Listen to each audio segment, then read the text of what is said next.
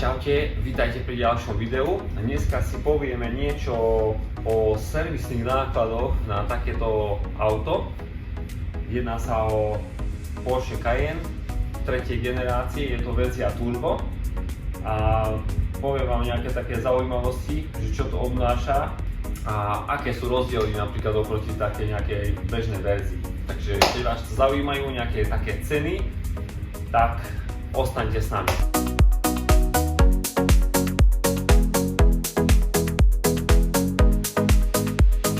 Takže dneska tu máme na dielni dobre známy 4 liter, preplňovaný dvakrát s dvomi turbami, ako môžete vidieť.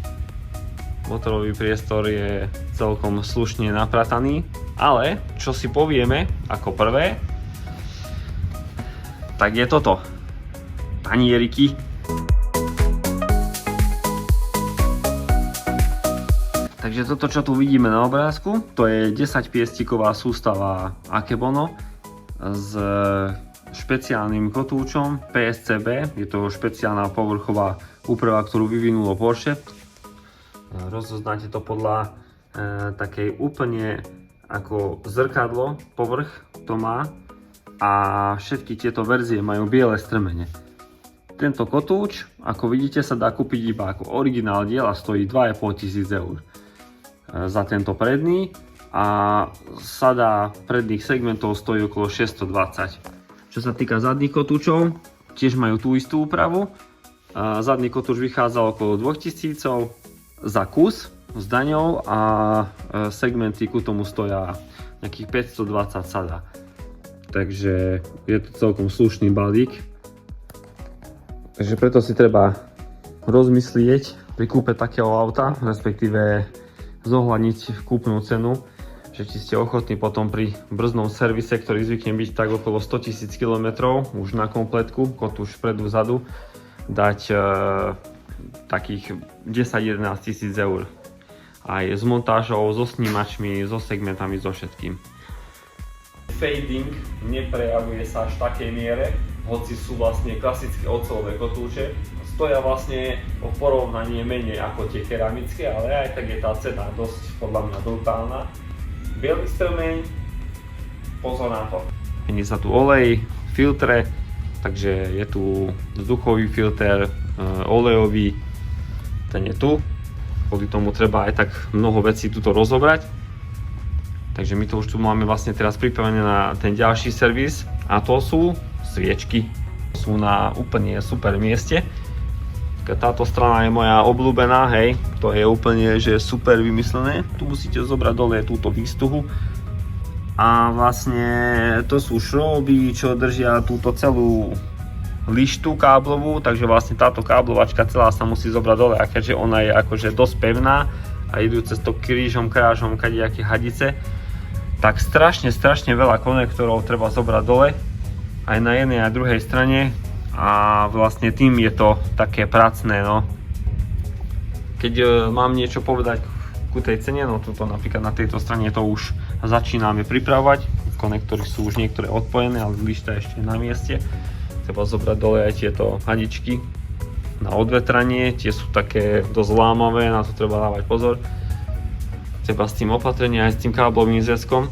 No Porsche za túto výmenu sviečok, len čisto sviečky, pýtajú 2000 eur, lebo je tam asi 5-6 hodinová sadzba, no vypočítajte si to plus ešte materiál a ešte tie prekotinky ku tomu, taký tuk, hen taký, ten taká šroubka, takže oni si radi účtujú takéto srandičky navyše.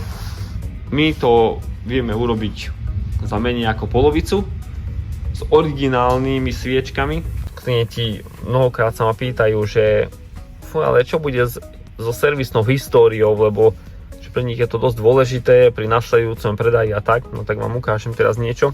Máme menu auta, hej, keď vôjdeme sem teraz do servisnej histórie, náš najväčší benefit je vlastne to, že na akomkoľvek novom aute, ktoré vlastne to už aj podporuje, tak dokážeme tú servisnú históriu viesť v plnej miere, hej, tu vidíte naša firma, kilometre. A tu máte zoznam vecí, ktoré sa robí, to sa vyklikáva podľa toho, hej, brzdová kapalina bola robená minulé, to netreba, tu je servis oleja vyškrtnutý, zapalovacie sviečky sú vyškrtnuté, tie sa teraz robia, čistí vzduchu, ten pôjde nový, palivový filter to nemá, pneumatické tesnenie a robím ešte aj servis na olej v prevodovke, takže ten sa vyškrtáva tiež.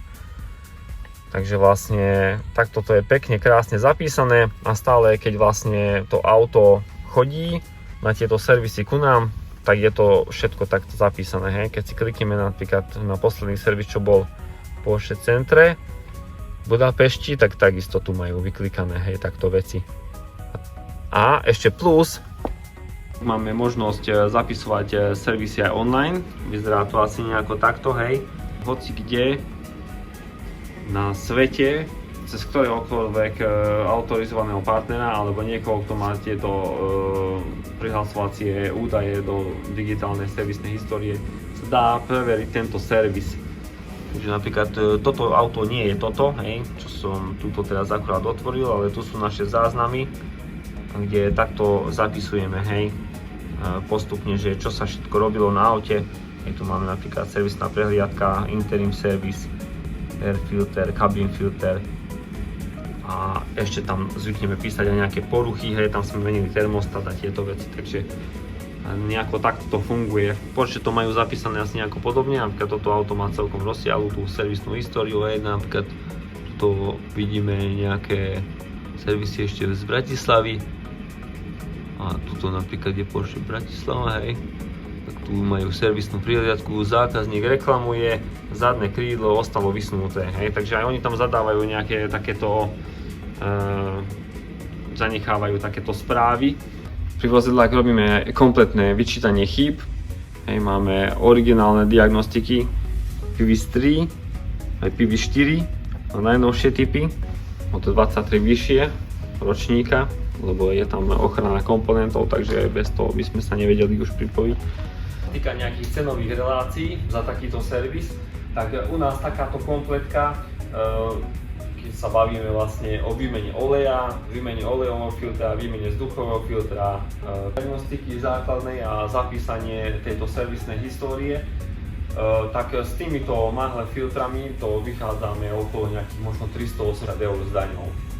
Takže veľa málo neviem, posúďte sami. Poviem vám takú pikošku, že vlastne pri kúpe tohto auta vám to nikto v Porsche nepovie, ale keď sa vám tento prípad prihodí, že sa vám začne to auto prehrievať, alebo proste v zime, hej, nedosahuje tú teplotu a potom samozrejme auto beží na studeno, vyhadzuje vám to chybu, že porucha teploty válca a tak ďalej, tak Porsche vám potom povedia, že no jasné, tak my doporučujeme výmenu vodného čerpadla termostatu každých 50 000 km. Akože to je super, keby ten job u nich nestal 6,5 000 eur.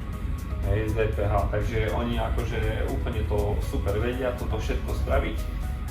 Krásne vám to zabalia. Celý predok sa pri tomto dáva dole, lebo na termostat samotný napríklad máme vytvorený svoj vlastný taký know-how systém, kde nemusíme predok dávať dole a bez nejakých poškodenia komponentov to vieme vymeniť. Originálny termostat sa objedná, respektíve existujú aj druhovýroby, ktoré to vyrábajú priamo do Porsche. Tam vieme tiež ušetriť nejaké prostriedky, ale na práci určite. Ale keď je nevyhnutná výmena vodného čerpadla, tak samozrejme tam iná možnosť nie je. Celý predok kompletne svetla, nárazník, chladiče, proste výstuha, radary, všetko ide preč.